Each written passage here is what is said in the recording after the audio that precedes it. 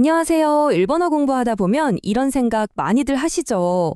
아니, 문법은 알겠는데 왜 막상 말하려고 하면 입이 안 떨어지지? 특히 그 미묘한 뉘앙스 차이, 이거 정말 골치 아프잖아요. 그래서 오늘은요, 이 복잡해 보이는 뉘앙스의 세계를 아주 명쾌하게 한번 정리해 드릴게요. 자, 그럼 본격적으로 시작하기 전에 워밍업 퀴즈 한번 내볼까요? 지금부터 제가 세 문장을 보여드릴 건데 겉보기엔 비슷해 보이지만 사실은 완전히 다른 상황을 그리고 있거든요.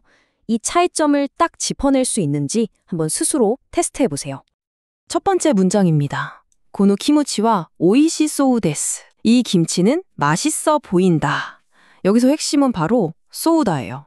특히 오이시에서 이를 떼고 붙는 소우다는요, 내 눈으로 직접 보고 판단하는 거예요. 딱 봤는데 와, 저 김치 빛깔 좀 봐. 완전 맛있겠다. 이런 느낌 아시겠죠? 시각적인 근거가 있는 추측인 거죠. 자, 두 번째, 존 씨와 코라레나의 소우데스. 존 씨는 올 수 없다고 합니다. 어라? 여기도 소우데스가 나왔네요. 그런데 이건 내가 본 게 아니에요. 다른 사람한테 전해 들은 정보를 전달할 때 쓰는 거죠. 누가 그러는데 존 씨 못 온대. 이런 뉘앙스. 똑같은 소우다인데 쓰임새가 완전 다르죠? 바로 이게 헷갈리는 포인트예요. 마지막 세 번째입니다. 덴샤와 콘데이르 요오데스. 전철은 붐비는 것 같습니다. 이번에 요오다가 나왔네요. 이건 뭐냐면요.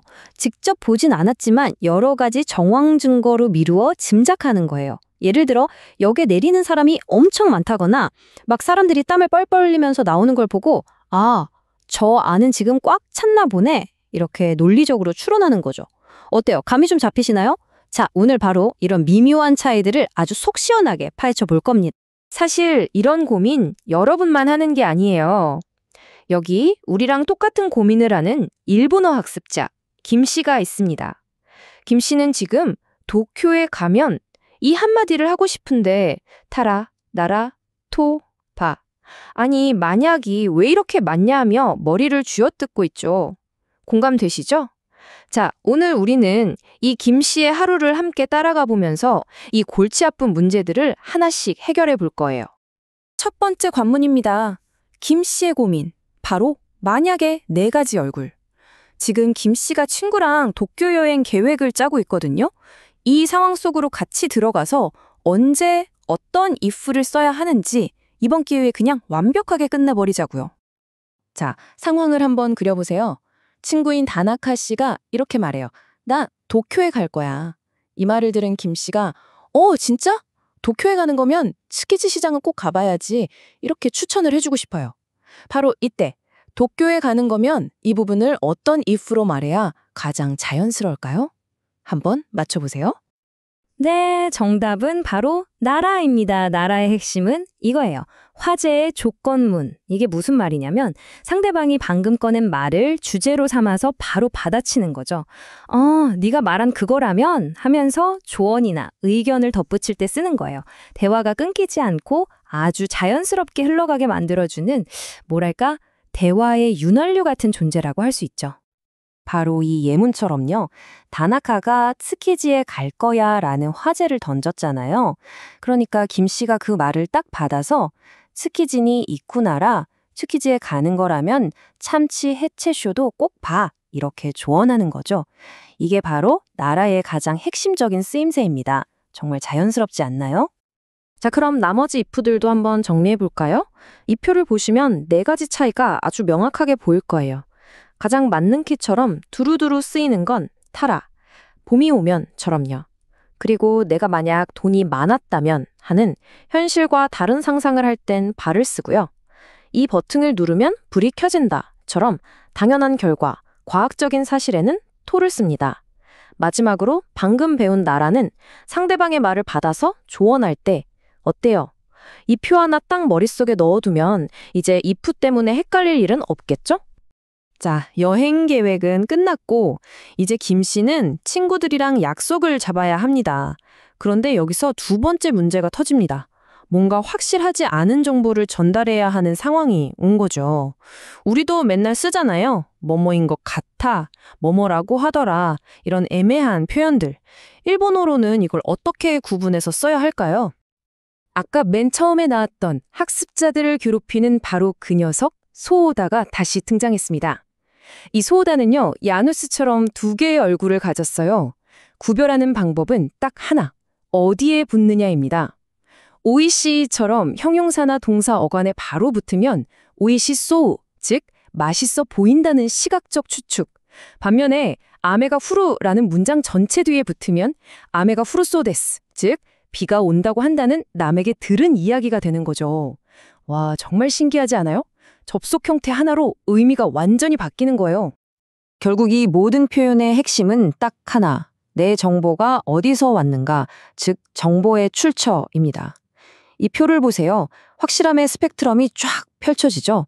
내 눈으로 직접 본 거라면 확실성 레벨 최상, 쇼다를 쓰는 거고요. 여러 정황 증거를 모아서 하는 논리적 추론은 그 다음, 요다입니다. 그리고 그냥 누가 그러던데 하는 출처 불분명한 소문은 확실성이 가장 낮은 라시를 쓰는 거죠. 마지막으로 누군가에게 직접 전해 들은 정보는 다시 쇼다. 이 스펙트럼만 머릿속에 딱 넣어두시면 여러분의 일본어가 훨씬 더 정교하고 논리적으로 바뀔 겁니다. 바로 이 문장이 최고의 예시입니다. 보세요. 김 씨가 한 문장 안에서 이 두 가지를 완벽하게 구사하고 있어요. 존상와 코라레나이 소오데스. 존 씨가 못 온다는 건 존 씨한테 직접 들었으니까 확실한 정보죠? 그래서 소오데스를 썼어요. 그런데 부모님이랑 여행 간다는 건 그냥 떠도는 소문인가 봐요. 그러니까 묘코우스루 라시데스라고 해서 불확실한 뉘앙스를 딱 풍겨주죠. 와, 정말 완벽한데요? 자, 이제 김 씨에게 마지막 관문, 최종 보스가 남았습니다. 바로 선생님과의 대화. 어른이나 윗사람에게 말할 때는 격식을 갖추어서 존중하는 마음을 표현해야 하잖아요. 이때 반드시 필요한 무기가 바로 존경어, 손케이고입니다. 존경어 하면 벌써부터 머리가 지끈지끈 아파오시나요? 괜찮아요. 생각보다 그렇게 복잡하지 않아요. 존경 동사를 만드는 방법은 딱 3가지 루트로 정리할 수 있거든요. 첫째, 공식을 이용하는 방법. 둘째, 수동형의 모양을 빌려오는 방법. 그리고 마지막, 특별한 단어 자체를 외우는 방법. 자, 하나씩 차근차근 공략해 보자고요. 레벨 1, 가장 기본적인 공식입니다. 이건 정말 쉬워요. 거의 수학 공식 같아요. 동사 어간을 꺼내서 일본 고유어 앞에는 오를, 한자어 앞에는 고를 붙여줘요. 그리고 그 뒤에 니 나루를 붙이면 끝. 예를 들어 카쿠, 쓰다는 오카키니 나루, 쓰시다가 되는 거죠. 정말 많은 동사에 써먹을 수 있는 아주 유용한 공식이니까 꼭 기억해 두세요. 레벨 2는 약간의 함정이 있어요. 바로 수동형과 모양이 똑같다는 건데요. 예를 들어 호메루, 칭찬하다를 수동형처럼 호메라레루로 바꾸는 거예요. 그런데 의미는 완전히 달라요. 선생님에게 칭찬을 받다가 아니라 선생님께서 칭찬을 하시다가 되는 거죠. 즉, 존경의 대상이 문장의 주인공, 주어가 된다는 것. 이 조사 가와 니의 차이, 여기가 핵심 포인트입니다. 자, 드디어 마지막 레벨 3입니다. 특별어휘. 이건 어쩔 수 없어요. 공식도 없고 규칙도 없습니다. 그냥 통째로 외워야 하는 끝판왕들입니다. 하지만 이 단어들을 자유자재로 쓸 수 있게 되면 여러분의 일본어는 정말 원어민처럼 들릴 거예요. 레벨업을 위한 필수 코스인 셈이죠. 바로 이 단어들입니다. 몇 개 안 되니까 꼭 외워두세요. 하다는 나사루, 그리고 정말 신기한 게 가다, 오다, 있다, 이 3개가 전부 이라시아루 하나로 합쳐져요. 완전 꿀팁이죠. 먹다, 마시다는 네시아가루, 보다는 고란니나르. 자, 지금 바로 이 표 핸드폰으로 스크린샷 딱 찍어두세요. 여러분의 일본어 품격을 순식간에 높여줄 비밀 무기가 될 겁니다.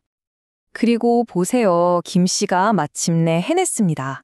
선생님께 스카이트리 가보셨냐고 물어보면서 그냥 미마시타까가 아니라 고란니 나리마시타까라고 보다의 특별 존경어인 고란니 나루를 아주 자연스럽게 사용했네요. 와, 김 씨 정말 대단한데요? 자, 오늘 김 씨의 하루를 쭉 따라와 보니 어떠셨어요? 그저 복잡하게만 보였던 문법 규칙들이 사실은 그냥 외워야 할 숙제가 아니라 내 생각과 감정을 더 정확하고 섬세하게 전달하기 위한 아주 강력한 도구였다는 걸 깨닫게 되셨을 거예요. 이제 여러분의 머릿속에 아주 멋진 커뮤니케이션 도구 상자가 하나 생긴 셈입니다. 만약이라는 말을 해야 할 땐 상황에 맞는 드라이버, 나라라 타라 바토를 골라서 쓸 수 있게 됐고요. 애매한 추측을 말해야 할 땐 정보 출처라는 돋보기로 들여다보면서 요다와 나시이로 정확한 뉘앙스를 조절할 수 있게 됐죠. 그리고 윗사람을 만났을 땐 가장 빛나는 도구인 존경어를 꺼내 쓸 수 있게 된 겁니다. 문법을 그냥 규칙으로만 외울 때랑 이렇게 왜 써야 하는지 그 이유를 알게 됐을 때 말할 때의 자신감은 정말 하늘과 땅 차이일 겁니다. 오늘 배운 이 강력한 도구들을 손에 쥐셨으니 이제 여러분은 내일 어떤 대화를 더 자신감 있게 나눠보고 싶으신가요?